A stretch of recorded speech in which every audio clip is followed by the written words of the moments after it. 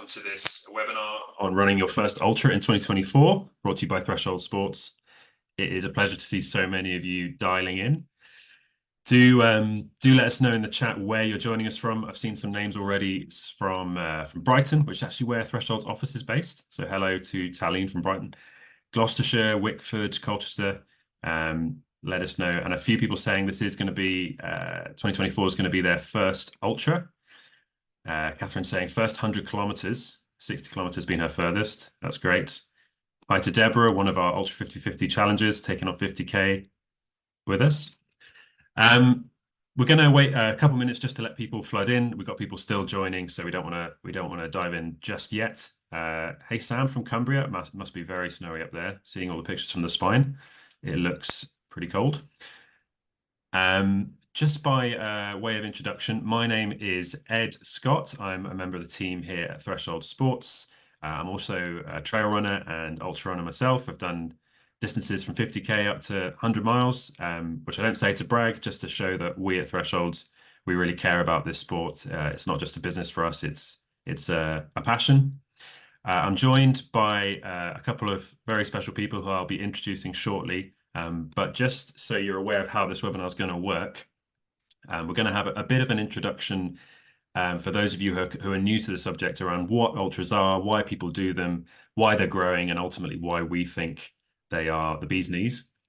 We're then going to be talking to a couple of experts who are joining us on the call about how to prepare for running an ultra in 2024. This is obviously specifically geared towards people who are perhaps going for the ultra distances for the first time. But even if you've done an ultra before, hopefully there's a lot that you can learn. And we've had a lot of great questions submitted in advance from people around all kinds of subjects, which we're going to try and get to as many of those as we can. What we're not going to be talking about as much today is around race execution. We feel like there's enough questions on that to sort of warrant another webinar. We're really going to be focused on preparing for an ultra. We're going to talk to those experts, and then we're going to have an open Q&A as well, where we'll try and address as many of the questions that we didn't get round to as we can. And we will also be addressing any questions that you have during the call. So if you've got questions for our experts or for Threshold, just drop them in the chat. And Clemmy from the Threshold team is on hand to answer any immediately, and we'll also be trying to address them in the Q&A at the end. So without further ado, let's introduce some of our special guests today. So as I said, my name is Ed. I'm a member of the Threshold team. I'm joined by my friend and colleague, Alex, who is also on the Threshold team and also a very experienced runner at the front end of the pack. Last year, Alex ran Race to the Stones, the full 100K.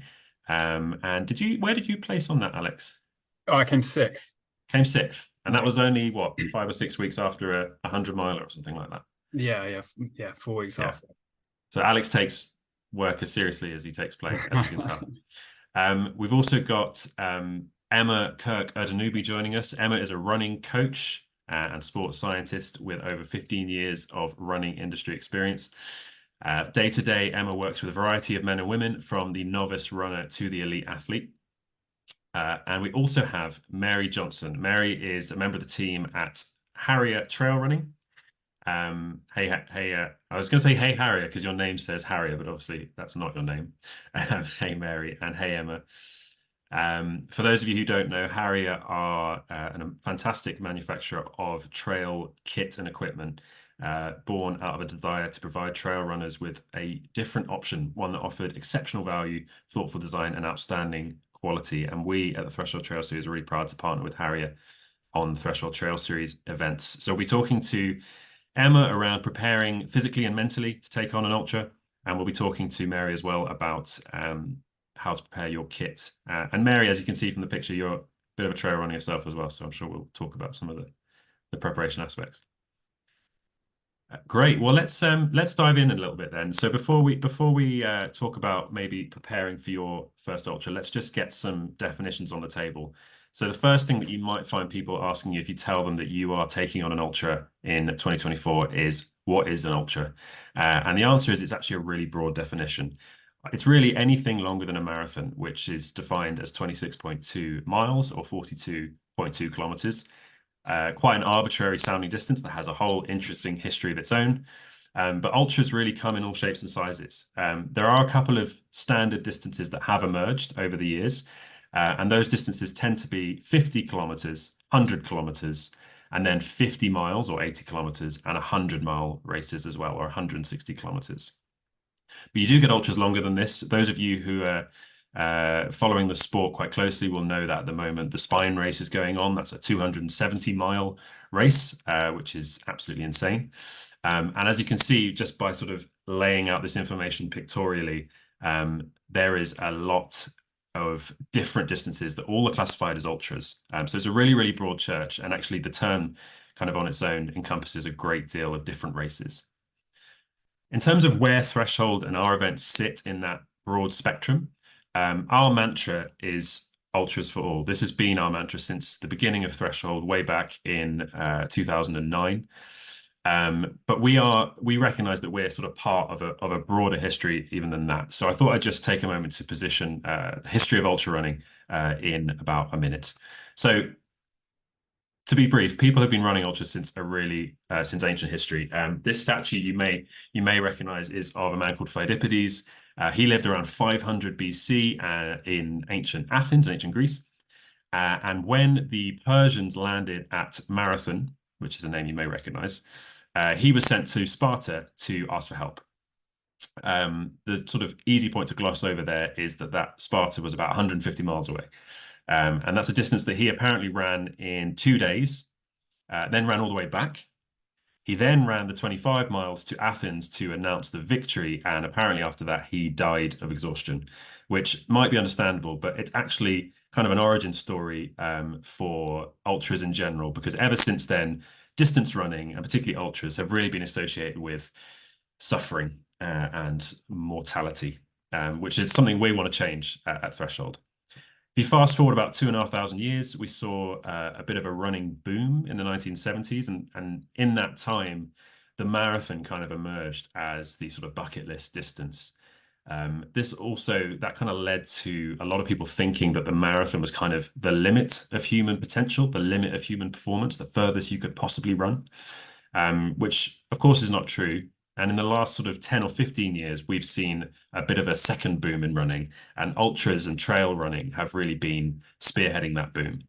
And we're really proud to say that Threshold Trail Series in the UK has been there since the early days of that boom, with the inaugural Race to the Stones taking place in 2013. So the bottom line of all this sort of history lesson is really that people have been running ultras for a really, really long time. And there's really no reason that you guys who are thinking about taking on your first ultra in 2024, there's really no reason that you can't do it. Ultras for all is our mantra, and we stand by that. But you might ask, okay, that's what an ultra is. Why do one? And we've tried to boil this down to a couple of key points that hopefully resonate with those of you who are considering taking that step into the ultra distances. So the first one, and the kind of obvious one, is length. Ultras are longer than other races, and there's something just appealing about pushing your limits, going further. It's quite a common experience in running that you run your first 5K and you wonder, maybe I could do a 10K. You do your first 10K and you wonder, is it possible that I could do a half marathon? And that sort of process just continues for many people. And obviously, when you cross the finish line of a marathon, maybe not your first, because often the first isn't the most enjoyable experience, but after a while you might start wondering, well, what's the limit to this? Can I go further? And we really love seeing that happen. People push those limits and go further. But it's not just about going further, it's also about enjoying it whilst you're out there. And landscapes are a massive part of why people do ultras. The vast majority of ultras, and certainly all of our races, take place off-road on the trails. And we really enjoy putting in a lot of effort to make sure that our ultras are scenic. So Race to the Stones taking place along the Ridgeway, UK's oldest footpath, some fantastic views of the surrounding countryside, and equally Race to the King along the South Downs and South Coast. We really want to make sure our races are enjoyable, and that's a massive part of why people do ultras, that kind of adventure and seeing the world. And lastly, in a word, the love. There's something about an ultramarathon finish line in particular that is just an amazingly special place, and it's a real joy for us every year to stand at the finish line of some of our races and watch people experience the emotions as they cross, because they've been out there for that much longer. They've experienced some real lows, but they've also experienced some real highs. And those emotions are really what make an ultra special. And that's why we love doing them. So I'm going to pass over to Alex now to just talk a little bit about the distances that we offer at Threshold Trail Series and how you might sort of go about deciding which one's the right one for you. Over to you, Alex. Thanks, Ed. Yeah, so what's the right distance for you? It's a unique question within the running space when it comes to choosing races. If you're running a marathon or if you're running a 5K or a 10K, they are your distances. They are set. But when you venture into the world of ultras, as Ed alluded to earlier, there are a number of different race distances that you can choose to give a crack at. Now, 50K and 100K, again, Ed mentioned earlier that they are two of the most popular when it comes to stepping into the ultra world, and they're two of the distances that we here at Threshold know a few things about. So our trail series, Race to the King and Race to the Stones, both offer 50K and 100K options. Race to the Stones, we have a 50K option that will go to a midpoint, and then you can stop. And then there's a 50K that will happen on day 2 that will go from the midpoint to the Avebury Stone Circle. And you can even choose to split that up and stay overnight at that midpoint base camp, conquering 100 kilometers in what is perhaps a little, not, I would never say easier, but a little bit less intense than going the whole way through. You then, of course, have the 100 kilometers from start to finish on Race to the Stones. Now, Race to the King, slightly different. We offer that one on a 1 day. It just runs on the Saturday this year.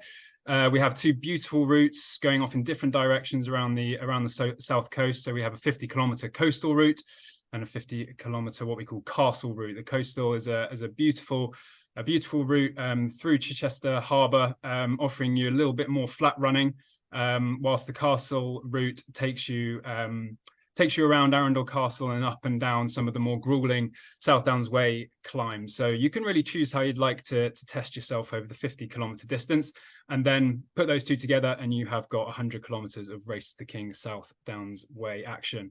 The two distances, other than obviously one being shorter than the other, offer different stimulus for a budding ultra runner or an experienced ultra runner. 50 kilometers, by definition is 8K longer than a marathon, so is often the stepping stone from marathon into ultra marathon. Often you'll get that done in a shorter period of time, and you won't have to venture into the night as you may do with a 100 kilometer or longer route. And that leads me into how the 100K is slightly different. Your training will be, and we'll get into this, your training may and probably should be slightly different with 100K. It is more time on feet, and like I said, you'll be experiencing a different type of running. Some potentially running for up to 24 hours, some as little as 8 hours, but it's going to offer something a little bit more grueling over the distance. Cheers, Alex. So we're going to dive now into talking to some of our special guests. Hopefully that's clarified the different things that are on offer when you're considering taking on an ultramarathon in 2024. But again, I'm gonna leave this with Alex to chat through, starting with the wonderful Emma. Yeah, perfect. So we're going to talk through a couple of different facets of preparation. Of course, failing to prepare is preparing to fail, and we want to avoid failure. And there are plenty of ways that we can do that. So, Emma, I thought a good way to start was just to give a bit of an introduction to yourself, let everyone know who Emma is, what your background is, and what you're up to. Oh, Emma's just asking to be unmuted. Technical issue. Ta-da! No, thanks so much. So a little bit about me. I've been, as you kindly introduced, into the running industry for 15 plus years. What that means is I basically started, my Saturday job was in a running shop at 13 years old. So when I say I've been exposed to runners from young. I've been exposed from young. So throughout kind of my university, when I was studying sports science and running, I also worked at Nike Town. I worked at Runners World, a little place in Eastcote. Don't know if people know it. So I've worked my fair share of sports independent retailers, and my specialism there was gait analysis, so learning about people's feet and how they move. And then my last kind of, I guess you could call it 9 to 5, was at Profeet, which is actually a partner of Threshold. And I worked my way up to be the manager of the run department there, and was there for 5 years. So I've seen all sorts of bodies, feet, movements. And in that time also, of course, I've been a coach. So coaching and guiding runners to everything from jungle ultras to race the stones to marathons, 10Ks. So kind of across that whole spectrum of runner. So that's a little bit like my background. Me, myself, I am in marathon world right now. I'm going to dabble this year in an ultra, looking to run my 9th and 10th marathon this year, and then hopefully tick off an ultra within there as well. So that's my little running foray right now. Nice, exciting. Which marathon are you? So you're marathoning twice this year. So twice, potentially 3 times. So I am doing Brighton Marathon on the 7th of April. So 13 lovely weeks. And then doing Chicago, managed to get a place in the ballot. So that will be back end of the year. Great. Exciting. So this part of it will, as it says on the screen, kind of talking more about kind of preparing your body, and with your background and what you're doing, I'm sure you have clients who are training for all different disciplines or different distances. So one of the most asked questions that we had when we opened up the forum for some questions was how training for something like a 50-kilometer, 100-kilometer ultramarathon might differ from what is perhaps a more traditional marathon training block, or even half marathon. Yeah, definitely. And it's one of the big questions and conversations I have around with all my clients. I think the big thing to understand is the time on feet is the big thing to understand. That is the difference between that, half marathon, and then 50K, especially into my 100K. So, for the 50K, you can probably here or there get away with sort of marathon style training, if you're used to doing that marathon distance, 4 times a week, 3 times a week running, but then really focusing, especially with ultras and the terrain you're going to be running on, making sure you're adding in hill sessions for those who are going towards that 50K. This is specific for, and making sure even you're getting some of your longer runs in with hikes, making sure you're doing, run for segments, hike for segments, so that we're getting that time under the feet, but also understanding the difference between the run element and the walk element, because they work different muscles. Sounds really simple, but especially if you're, going for longer and you are taking on that 50K, as you said, 42K, that 8K doesn't sound like a lot, but when you've got 42K in the legs, that 8K can feel like a big difference. So really understanding that, right, how can I kind of, do that fatigued element that you'll get on race day within a training setting. Yeah. Now, taking that into the 100K group, this is where I really drive home with clients I work with about not all that running has to be running. Okay, so there's a lot of clients I work with that, it's, if you want to stay away from this lovely cold, you can get inside and you can be on the stepper. You can be on the cross trainer for an hour. You can be on a watt bike if you like cycling, or even, if you like cycling outside, taking the bike out the day after you've run. So what we're trying to build that body into is that cumulative fatigue. So in terms of, your peak week, as we call it, the like highest mileage and intensity you will do for around the 100K team, you're looking somewhere, again, everyone's different, but somewhere between 20 to maybe 30 miles is your longest effort or time on feet. And then the next day doing something like another 15, maybe on the bike for 2-3 hours. So we're trying to understand how that body's going to feel moving again under fatigue. because that is ultimately what you're trying to be strong enough to do, is to have your body stay resilient whilst you're going for a lot longer. That's kind of the simplest way I can try and put the differentials. Yeah, it's interesting. I think so. I get asked a lot, and people do, understandably, when you're entering races that have these are in a way kind of arbitrary distances attached to them, that people will obsess over a distance, how many miles they need to tick off in a week, how many miles they need to tick off over the whole block, ultimately to run X amount of kilometers or miles. But there's this element of time on feet, that when I've been speaking to people who take part in our events and at our every different part of the field, front to back, and especially when you get towards the kind of back end, it's okay for people to be training for time rather than distance. So absolutely, yeah, and I would just kind of open that up to you for your opinion on it, because I just, from my perspective, people get scared away from doing ultra marathons because they think, oh goodness me, it takes me, let's say, an hour and a half to do 10K out on the trails.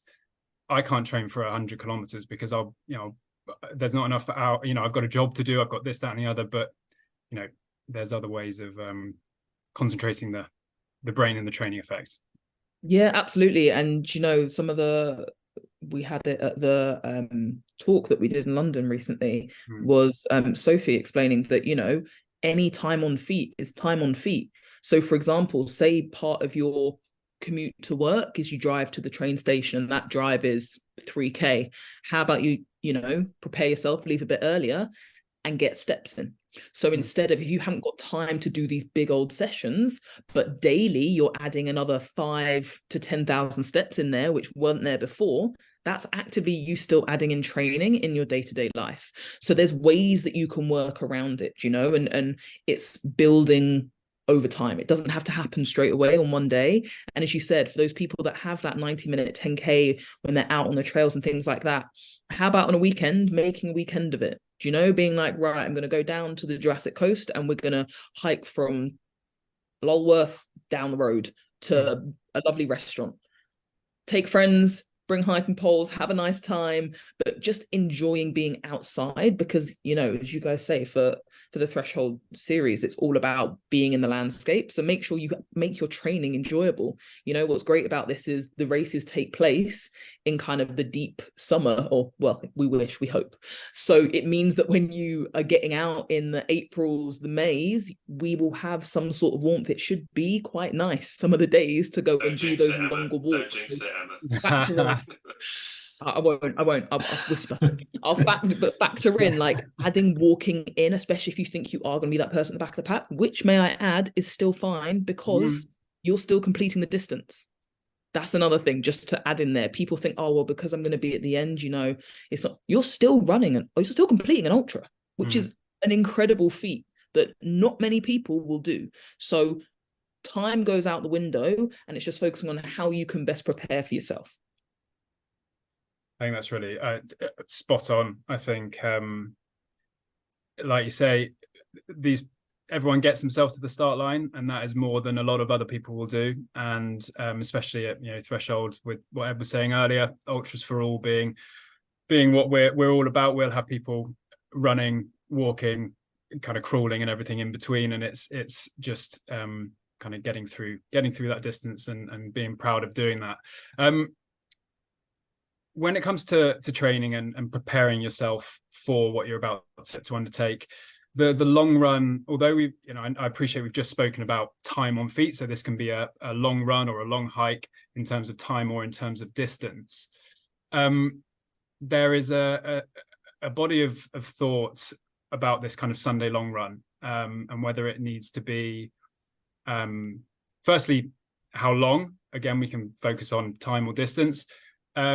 But then also this back-to-back element that a lot of people who are coming into ultras, it's the thing that people will quiver about, because you've got to go run long on a Saturday, get up, run long on a Sunday.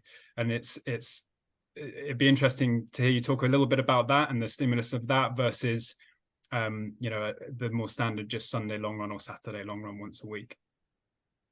Yeah, definitely. There's lots of research, and say I think it depends who you speak to and different thoughts behind it. But for me as a coach, I see it as one, a big mental growth or a way to build your mentality for the race, because there's going to be times in that race when your legs are aching so much, but you've got to keep going, especially those people who are going to look to do the 2-day event and you're looking to do it over those 2 days.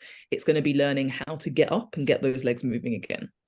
And I think for me, with many clients that I've worked with, I am, from their feedback, really like that approach of going one day into the next. So it might be 10 miles on the Saturday into 20 miles on the Sunday. A lot of people, I will flip it sometimes, depending on where they are in their training plan. It might be, if we're towards the start, we might do the same run on a Saturday and a Sunday. It might be, as you said, in terms of if there are time constraints, we'll do a shorter run on the Saturday, even just to add some sort of fatigue into the legs. In some days, I've also done, people do their leg strength session on the Saturday. So they've got heavy legs, and then they'll go, because they've only got time to do one long run, then they'll do their long run on the Sunday. So for me as a coach, from like a science perspective, all I'm trying to elicit is that fatigue element into then the longer run. So whether that's, a fatigued strength, a fatigued bike, a fatigued hill session, whatever that then is, into then that next session the day after. Because it's a way for us to safely bring in the volume, because sometimes when you go long just in one, unless you're a very conditioned runner who has done multiple races before, you might break down too much on that one sole long run that it will take you so long to recover that you might actually end up picking up little niggles and injuries the following week, because you're trying to chase your tail and be like, oh, but I need to get back into a run. So for me as a coach as well, it's almost a safer way to do a back-to-back of a 2 days rather than one big massive run that's 30 plus miles. Yeah, interesting. You may have just answered this, Emma, but we did have a question on that in advance from Mel, just saying, during training, is one very long run better than shorter back-to-back runs? And I think it sounds like you'd say that the shorter back-to-back is going to be better. Definitely. I think I would go with, I've worked with experienced distance runners before, and I'm talking people that have a sub 3 hour marathon and are used to very high mileage in the weeks. That person that I worked with was very able to do that long run on the Sunday of 25 plus miles and then rest for a day and be good to go by the Tuesday, Wednesday. Now, this is a very small percentage of people. So if it's your first one, most definitely do the back-to-back. Build that in more. And as I said, it doesn't have to be back-to-back run. It can be strength into run. It can be big height into run. Just something to add some level of fatigue into your body. Interesting.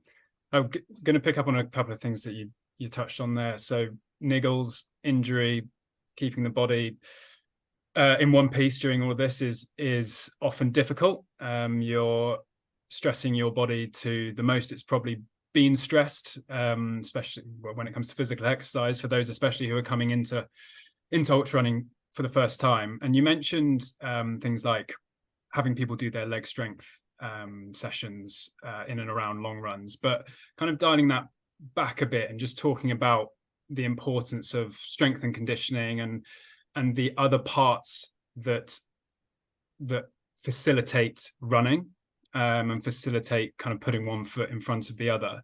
Are you a big advocate for people getting out and either spending time in the gym, or if there's not time or means to be in a gym, something you can do in your front room? Interested to hear your thoughts on kind of S&C and how that helps running and ultimately ultra running. Absolutely. I swear by it. So every runner that I work with, no matter their distance, whether it's ultra, whether it's 5K, the first thing that I'm trying to ingrain in them is we're doing 2 strength sessions a week. So whenever we run, obviously we use our legs. So the leg one's almost a bit of a given. So you're looking at things like lunges. They can start, if you're at home, they can start with body weight. You can add weight. I always gives me flashbacks to lockdown, but putting rice in rucksacks and all that jazz, if you need to add weight and you haven't got access to dumbbells, do things like that so you can progress week on week. So lunges is a big one. If you are in the gym, you can do lunges with kettlebells, barbell, whatever variation. And because we're going distance, you're looking at building repetitions of 12 all the way up to 20 reps per leg for these exercises. Things like squats, things like step ups, even in some way, this is where kind of slightly detours, but hill reps are strength training for runners as well. Now, don't get me wrong, that is still running, but getting yourself, whether it's power walking on incline, higher inclines on the treadmill to make it more controlled state, you can do that as part of your warm-up, as part of a main set of work before you go into some squats, things like that. So yeah, my big ones, lunges, squats, step ups, the three non-negotiables. I'd always make sure they're in a strength program of such at some point. And then not forgetting the upper body, right? When you're going distance, your upper body, your core as well, is really there to keep you upright, to help with that upper body position. If your upper body fails you when you start to round, the breathing becomes harder. The legs then start to feel it more. So I will always program any runner that works with me, upper body work. I'm talking things like single arm bent over row. We're working that driving mechanic that you'll be doing as you walk and run. Things like the press up. I know everyone hates them. Well, I do, but everyone each their own. The press up, because we're getting that chest nice and open, that chest nice and strong to hold that strong posture for those who are going to be carrying bags and kit and things like that. So they're the things that I will add in. And with that upper session, I'll also say looking at core work.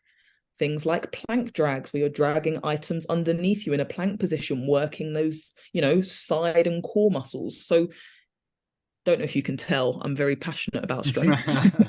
It's a big thing. And then as a third session, if you want to call it a third session, trying to get in the successories is what I like to call them. So I'm talking things that you do with little bands, your ankle inversions, knee versions, you're brushing your teeth on one leg in the evening and in the morning, so you're strengthening up your ankles. Weird things like picking up towels with your feet to strengthen them up. So those little things that you don't think are going to make a difference, that actually are the secret sauce to helping you stay injury free. Brushing your teeth on one leg. Yeah. That's kind of what you need to do, I would say, to finish your first 100K. Just brush your teeth on one leg. Just do it on one leg. Yeah. Barefoot as well, because then you get the little muscles working a bit more. 100%. Speaking of strength, perhaps we should move on to talking about a different kind of strength, but one that's no less important for success in an ultra, and that's mental strength. To put it simply, things are going to get hard in an ultra. It's kind of why we do them. How important would you say sort of developing a bit of mental strategy, some mental habits is when you're sort of considering these ultra distances? So one thing I didn't mention at the start is I have done some 24-hour challenges in my time. I've taken on 24 hours of burpees before. Yes, and I've also completed 24 hours of non-stop cardio using ski ergs, rowers, runners. So when it comes to the mental side of things, it's that understanding that I'm not going to lie to you, it's going to hurt. Right. And it's understanding that there will get to a point where your mind is going to try and tell you that you need to stop because it doesn't like the discomfort. But it's understanding in that same breath that you've put in the work and the training. So your body's actually ready for you. Your mind will always limit you a little bit more than your body's actually able to conquer. And it's overcoming that and understanding that when you're doing your training through the weeks, and you get through those sessions that feel horrendous, that you're like, I feel like I failed that, but you still completed it. Those are the sessions you need to draw on when your mind starts to play tricks and say that you can't do things. So a really great way I like to look at, if it's a run distance, so if we're saying 100K, in my head, I would look at that and go, right, the first 10K is that, right, let's get myself in the zone, let's get myself ready, let's have a good time, right? I'm here, I've made it to the start line. Then I would break up those next 4 10Ks and have almost, whether it's a mantra whether it's you're doing it for someone or for someone, you know, who's, if you're raising money for charity, something like that. Have something to focus on for each of those. And then you're going to make it to halfway. And then once you're over halfway, you can then do the segments and break it down even further. So I like to call it, say it's chunking, but a way of you focusing on a reason for doing each 10K. I had a friend of mine who, when she was taking on her gels in a marathon, her partner wrote on each gel at each 10K something motivational or something she achieved in her training to remind her as she went through each one. So that's a really good one. If you've got family and friends and you know that you're taking on your fueling as you go, that's something that you can have as almost that little, right, yes, I'm doing that for this person, or I'm doing that 10K for this person. So finding small things along the way that allow you to give yourself a pat on the back is the biggest thing that you'll help to overcome that mental hole that you will go into, sadly. But also in a good way too.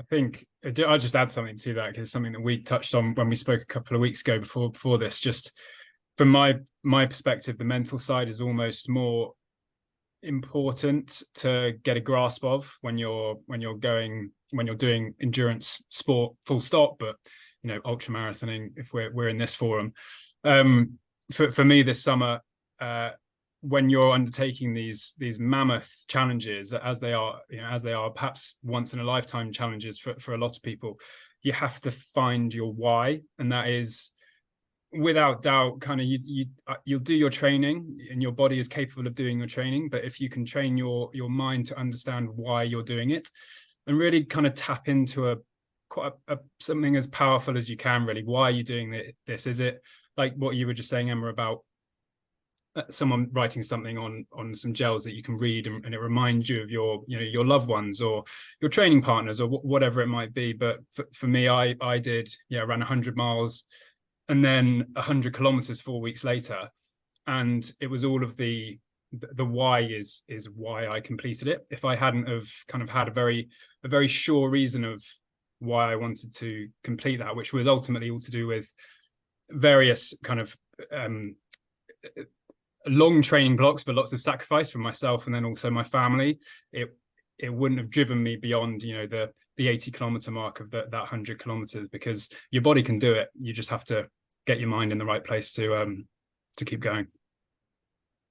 Yeah, no, second that. On the subject of family, Alex's mum is with us in the chat, so I'm sure she's very proud. Yeah, hi mum. Well, we've got to move on, because we've got to talk about kit, which may sound fairly practical, but it's actually can often be really the difference between success and failure on an ultra. Mary, thank you so much for joining us.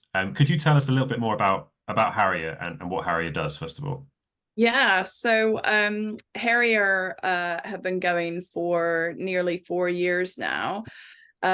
We were set up by Kate McKenzie, who lives just outside the Peak District. She's a really passionate trail runner, fell runner, ultra runner. And she wanted to kind of get rid of this elitist attitude that she saw in trail running, where, you know, brands were making kit that was great for trail running, but it didn't feel like it was kind of approachable and accessible for everybody. So she started Harrier really just from doing first aid kits initially and some bivy bags to going on to making hydration vests, poles, lots of safety kit. And we've just gone from strength to strength, and our hashtag is trail running for everybody, because we do genuinely believe that everyone should be able to get out and enjoy trail running.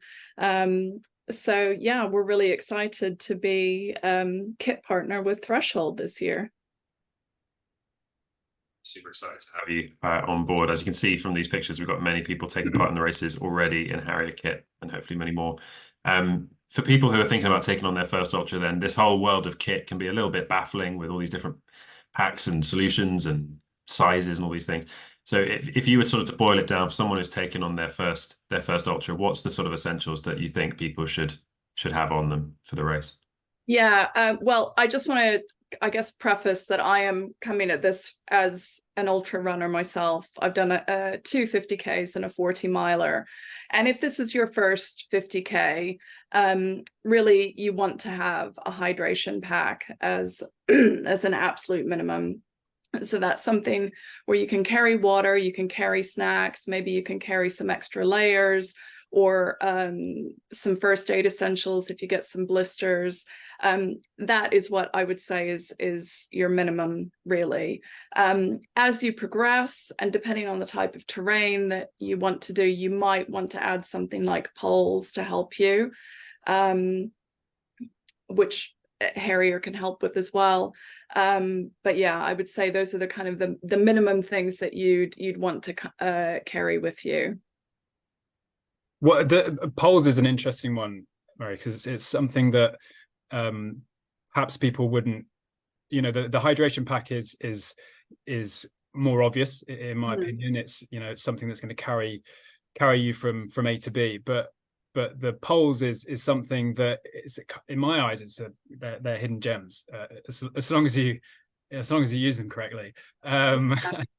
So we often get a lot of people asking why people would use poles, what are the benefits of them, and when to use them. So yeah, it'd be interesting to hear that from. Yeah, so poles, we call them wind sticks because they're just magic. They are so magic. The wonderful thing about poles is that it takes that pressure off your legs and it distributes it throughout the whole body. So it helps with fatigue.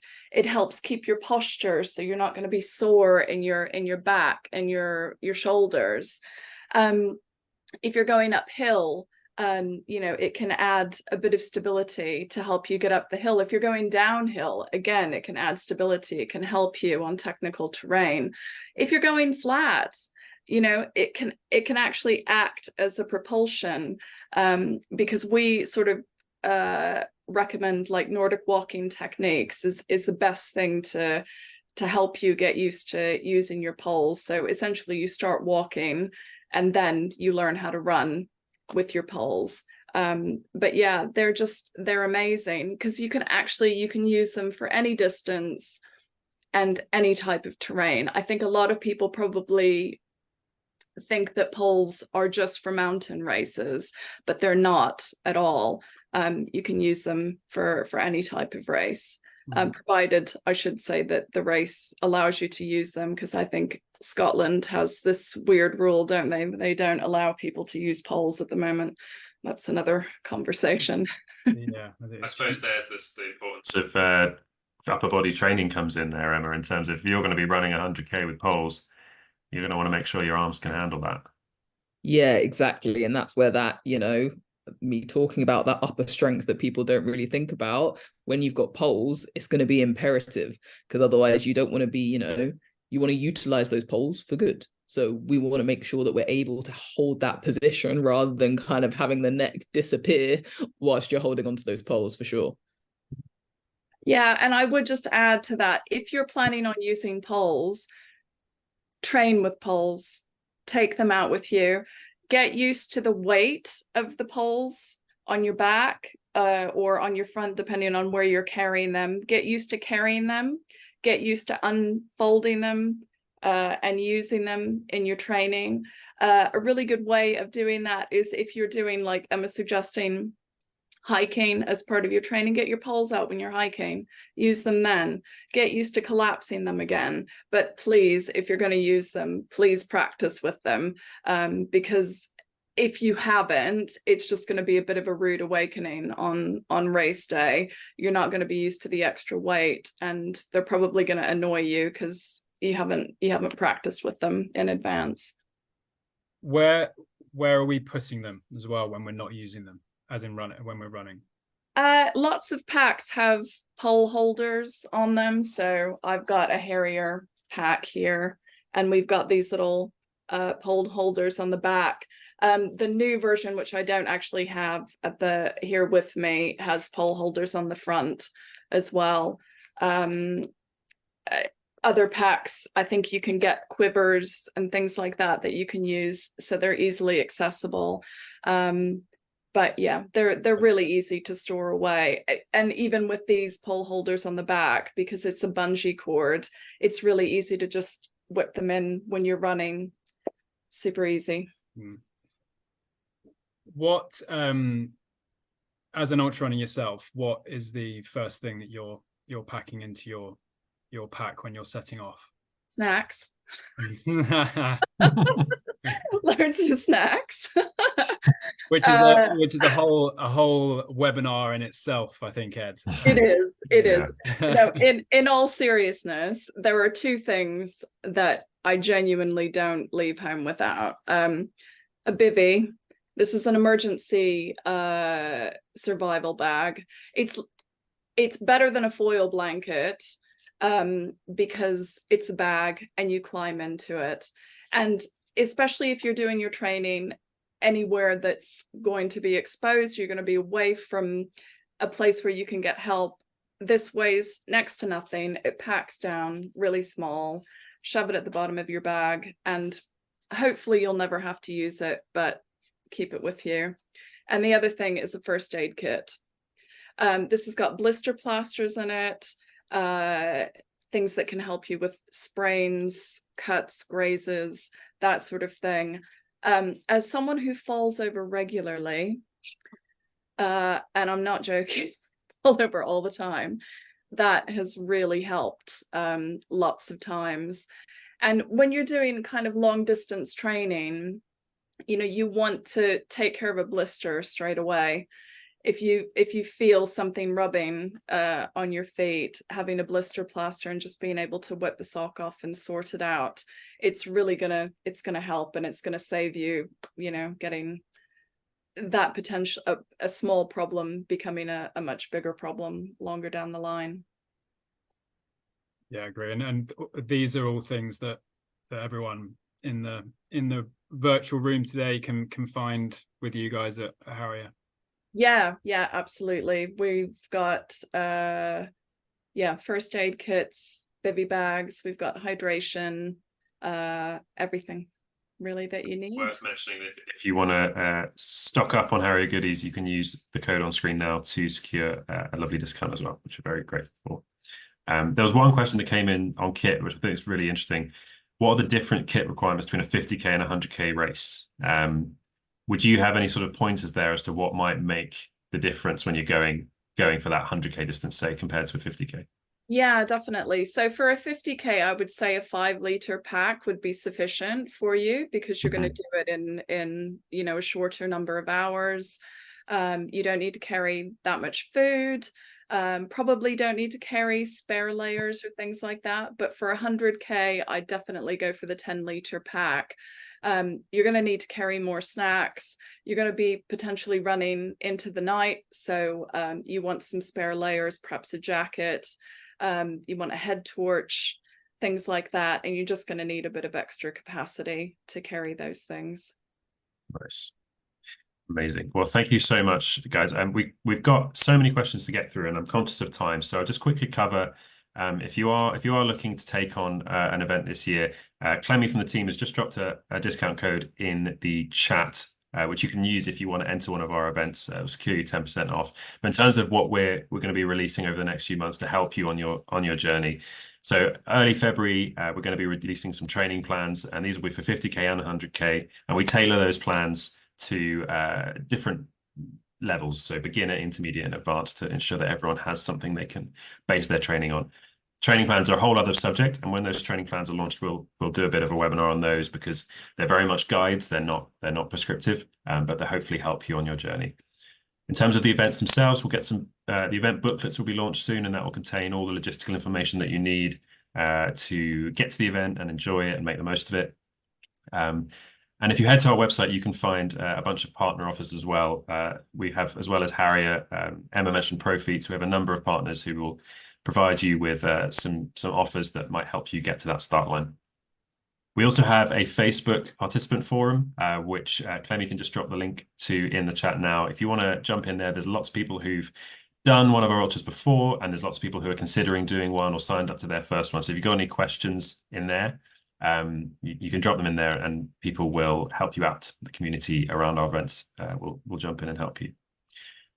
So let's dive into this open Q&A then, because I've seen a few questions come in during the chat that we haven't got round to. So I thought I'd just address some of these. An interesting one from Matt, who says, I'm overweight. Should I try and lose weight before my long run? Which I think he means before his ultra. And can you remind me how 1 kilogram translates into time reduction? Emma, I'm not sure if you've got any pointers on that, the effect of weight loss on running. So it's obvious, not obvious, that's the wrong word. It's simple to think that being lighter obviously means you're going to be able to move slightly quicker, of course. But when it comes to the amount of training you're going to be putting in to lose that weight, obviously we hear about a calorie deficit. So being in a less calorific number than you would normally have, you want to do that with caution. And the reason I say that is because with the amount of training you're going to end up doing, the last thing you then want to do is reduce your calories so much that you're not able to recover from your training sessions, and then you're not able to exert enough effort level. So I definitely say look into understanding what your BMR is, which is your basal metabolic rate, which is how much your body needs just to tick over. The wonderful world of Google will allow you to find that. And then once you've done that, it will get you to ask a few questions about just your day-to-day, and it will allow you to kind of work out where you're at. Now, with the amount of training you're doing, as that builds up, you're naturally probably going to lose weight as you start to train more. But I would say definitely speak to someone, whether it's a coach, if you're working with a coach, about what level of reduction in weight, because I totally understand it. Reducing your weight, yes, will make it easier, especially on the joints and things like that. But just making sure it's right for you is a big thing there. So, and that's often, I think, going to be a recurring theme, is making sure it's right for you, and that's really where time on your feet and some experience and practice is always going to come in useful. We've got a lot of questions about nutrition, and I'm conscious that none of us on the call are nutritionists, but I'm sure between us there's lots we can say. I would just so Sam, for instance, says, would welcome some thoughts on nutrition. He's read a lot about the number of carbs and protein per hour, find it a bit overwhelming. I'll defer to you guys, Emma and Mary, on that. But before I do, I just point out that when I've run a 100-miler in 22 hours and I ate 40 gels and it was fine. Someone else would read that and think that, that's suicidal. It's so deeply personal, and there are plenty of people who will do the whole thing on cheese sandwiches. So it really does depend on the person. But in terms of sort of getting to a sort of baseline, maybe a carb intake or some metric that people can use in training, Emma, do you have any thoughts around that? Yeah, so I always go with the science. So we say that after 90 minutes, you always want to take on fuel in your training. So everyone will have a variant on what that is, but most people, you're looking for about 60 to 90 grams of carbohydrates per hour after you're moving for 90 minutes. So for example, if you're about to go out on a 2-hour run, you are going to take some fuel before you need it. So that's the big thing. If you can take on the fuel before you need it, I like to use the analogy of a car and a fuel tank. You don't want to wait till that tank's completely empty, because you're not going to be near a station to be able to refuel it, right? So what we want to do is fuel up that tank, taking your first bit of fuel on at 30 minutes-ish, and then being able to top that up every 30 to 40 minutes thereafter. Now, people are going to be different based on speeds and all that kind of jazz, but roughly allowing yourself or making sure you're taking around that 60 to 90 grams of carbs per hour, whether that is in 22 gel form, whether that's in, having just a rough idea of, I do know at Threshold they have very good stations. I remember from when helping out with ProFeet. So, knowing what's in a jam sandwich, maybe knowing what's in a slice of pizza from just a carb, just so you've got a rough idea, because then you can kind of tot it up. And the big thing with especially if you're doing the 100K and you're pushing through, is making sure you stay on top of, one, what fuel works for you, big one, and two, can you keep eating it for that length of time? A lot of people I work with sometimes will do fuel with a gel, and then have something substantial that's actually food. Whereas I've had other people that couldn't really take on food and would just do it in gel form or even like carb drink form. So it's in your training as much as possible. Try every brand under the sun, because you don't know what's going to sit well on your stomach. And that is a whole other conversation there. Yeah, and worth mentioning our nutrition partners on the trail series. We have a sports nutrition partner, High Five, and a nutrition partner called Harrier as well, and all their products will be available on the race. So absolutely find what works for you. But if you want to prepare your stomach for the food that will be available at aid stations, High Five and Harrier are the brands to maybe look out for. Mary, sorry, I just read the name Michelle, almost called you Michelle.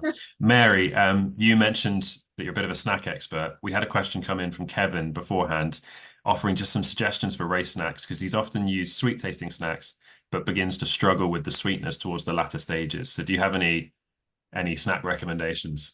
Absolutely, because I'm the same. You get taste fatigue, you get sugar fatigue, and I think it's your body telling you that you need salt. New potatoes, little new potatoes in the air fryer with some olive oil and sea salt. Oh, these are bougie ultra snacks. I love it. It is, but they're so amazing. Yeah.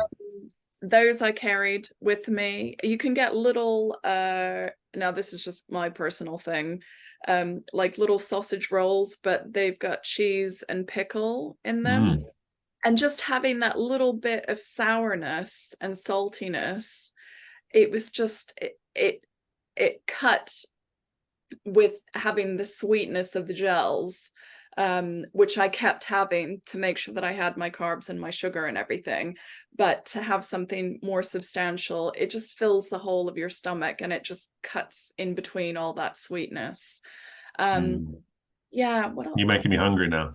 Yeah. I mean, gosh, I've carried peanut butter and jam sandwiches in a Tupperware container before. Yeah.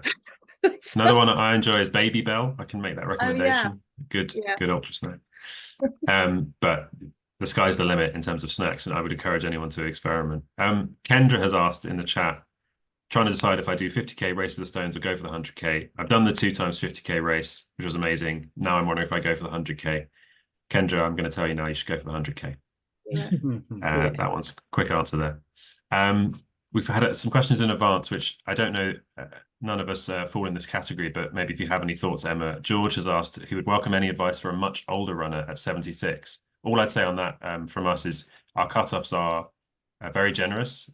You have more than 24 hours to finish our 100k event, certainly at Race to the Stones. So for an older runner's perspective, we do give people that time. But any tips on perhaps training and preparation for an older runner? I would definitely say dialing in the strength work.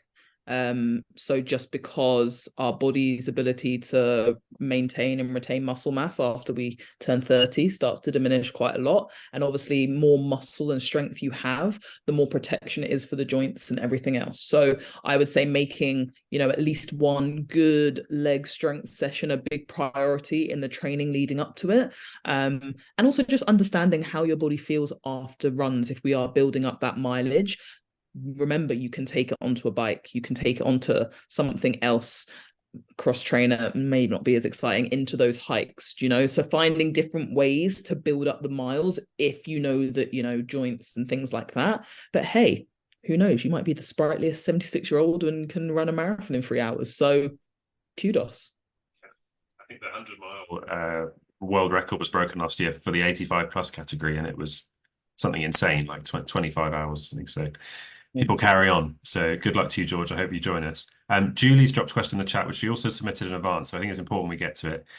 Julie has really enjoyed training for races in the past, but she feels as though she's lost her mojo a little bit, getting back into trail running, and just wonders if you have any advice, which I guess is kind of a mental question as well as a physical one, but recovering that mojo, I'm sure it's something all runners go through. Any tips on that, guys? I'd say in terms of it is just like, as Alex mentioned, it's finding like the why, like why do you love it? Why do you want to get back into it? I think if you're forcing yourself to do it, why are you doing that as well? Almost kind of asking yourself those sort of questions. And if it is that, yes, I really want to get back into it, starting small, You know, getting back into trail running, we can run and walk. We don't have to go straight out and do a 90-minute escapade out there. You know, it's keeping it small and going back to basics of, you know, 1 minute run, 1 minute walk. Go on a route that really, you know, adds some joy to you, and you know, you get to be in the fresh air. I'd say start there. Yeah, I just add to that. I think because I've I started running in 2017, and since then till now, I've had countless dips in my enthusiasm for running, and ultimately every single time when I get my mojo back, it is remembering why I started running in the first place, and it all started for me before 2017, going on runs when I was on holiday and exploring new places, and it was a means to go and see cool stuff that I'd not seen before. So, you know, for me personally, I went through a marathon block the back end of last year, finished in October, and then I just couldn't really, you know, didn't want to get back into the structure, because often training for these things kind of wipes you, and you think, oh, I don't want to get back into, you know, hitting this amount of miles this particular day. So for me, I just went on a short little run up onto the South Downs, went and saw some cool things, turned off all the lap stuff on my watch, forgot about pace, and just went and enjoyed the great outdoors. And it just makes you remember why you're running, because none of us run for a living or are professional athletes. At the end of the day, it's a hobby, and we do it because we want to, not because we have to. So just to dial back into what got you running in the first place. Yeah, and can I just add to that? Try running with some other people, because I think that just if you join people that love running and love trails as much as you just feed off each other, you know, and it can help bring some of that joy back into it. I think what you said, Alex, just take all that pressure off. If you want to walk, for goodness sake. I walk so much at the moment. And yeah, just fall back in love with it again. If you cast your mind back to that first slide around the whys, we sort of boiled it down to length, landscape, and love. And I think for a lot of times, you know, the length is a motivating factor. I want to go further, I want to push, but it really is only part of the puzzle. And as Alex mentioned, the landscapes, the adventure can sometimes be a part of it. And as Mary mentioned, so can that love. I'm conscious of time, so I thought just before we wrap up, we had a really good question from Christopher, and another similar from James, who said, what's your best top tip that makes the biggest quality of life difference during an ultra? I'll go to each of you on this. I'll just start as I've asked the question. And for me, it boils down to a really useful tip to remember, which is feet and eat. If you can take care of your feet and deal with problems as and when they arise, and if you can, as we've mentioned, take care of the nutrition and stay on top of that, the rest kind of takes care of itself. So that would be my biggest tip, is feet and eat. Alex, what would be your number one tip for quality of life during an ultra? As in remaining happy whilst you're doing it. Open to interpretation. It's really difficult, and yeah, will be different for everyone. For me, it boils down to, again, and I've said this a couple of times during this webinar, but just remembering why I'm doing it. I make that comment a lot about not being a professional athlete, as much as my wife thinks I treat myself my training as a professional athlete. I am doing this because I want to, not because I have to. So it might start hurting physically, it might start hurting mentally, but find that reason why you want to keep doing it. And it's about focusing your brain, and knowing that if we're talking about a race day situation where you've put in all of that hard work, you don't want that to be for nothing. Just remember everything that's come before it, and effectively your race is kind of like the victory lap of those hard weeks of training. I'll come to you next, but before, I just want to mention, if you are someone who's got a powerful reason for taking part, or you want to have a motivation behind you, we do have charity partnerships that you can take advantage of. They'll secure a discounted entry in return for fundraising.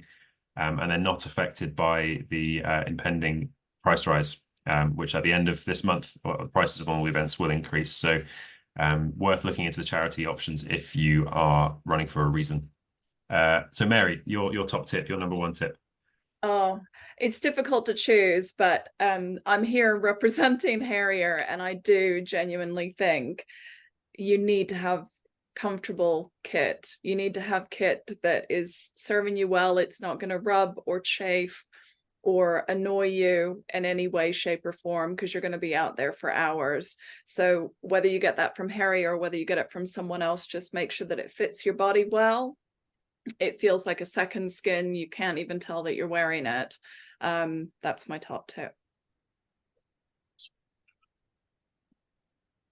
I would say, especially if it's your first one, I know we can be so led by time goals, but just realizing the fact that you're taking on an ultra is an incredible thing. And that at the end of the day, many people, when you cross the line of a 50K or 100K, don't go, "Ooh, what time was it?" Like, people don't care. They just think it's incredible, the fact that you've made it over that line. So just remembering in those moments when you're like, this is horrendous, knowing that you're so close to doing something absolutely incredible, and just allowing that to be your driver. And, 20, 30, 40 years from now, you can be like, hey, I did an ultra, something that you can always tell other people about. And I can guarantee you will constantly tell people about it. Yeah, that's the biggest joy of doing these things. Yeah. Amazing. Well, thank you so much, everyone, for joining us. And a massive special thank you to Mary and Emma for dialing in today. I think everyone will agree it's been super, super useful to get into some of the details of how to succeed at these things. Do take advantage of the discount code if you haven't entered already. Webinar 10 will get you 10% off your entry. And please do make sure you enter before the end of January if you want to beat that February price rise. But yeah, thanks so much, everyone. It's been a real joy. Thanks, everyone.